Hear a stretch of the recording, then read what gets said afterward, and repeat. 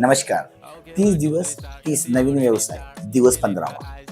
विषय आहे invitation jewellery. Invitation jewellery बघा, म्हणजे मी आता एक गोष्ट पाहतोय की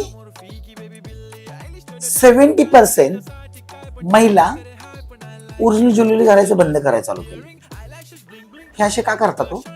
कारण त्यांनी विचार काय केला माहिती आहे का, जी माझी सँडल असेल ना, जी माझी साडी असेल, त्याच कलरची मला काय पाहिजे, ज्वेलरी पाहिजे. पण ज्वेलरी गळ्यातलीच नव्हे, माझ्या कानातली पाहिजे, माझ्या नाकामध्ये जर काही लावायचं असेल तर मला तो सेम पाहिजे, म्हणजे बांगड्या पण तशाच पाहिजे. मित्रांनो, ही एकदा वापरलेली गोष्ट, काही असे कस्टमर आहेत ना, ते परत वापरणार पण नाही तुम्हाला. कारण ते बोलतात ह्या कार्यक्रमाला ही वापरली, मी परत वापरणार, कारण आता ट्रेंड कशाचा आहे मला दाखवायचं आहे.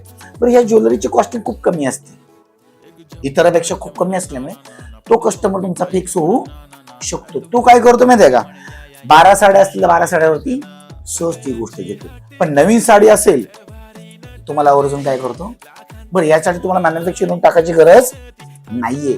अशी कितीतरी युनिट आहेत, त्यांच्याकडून तुम्ही काय करू शकता, ही गोष्ट ट्रेड करू शकता.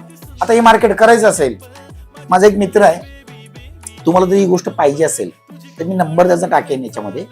तुमचं हे प्रमोशन आहे ना तुमच्या ज्वेलरीचं, तो फक्त आहे ना मला वाटतं शुल्लक 1000-2000 मध्ये करून देईल.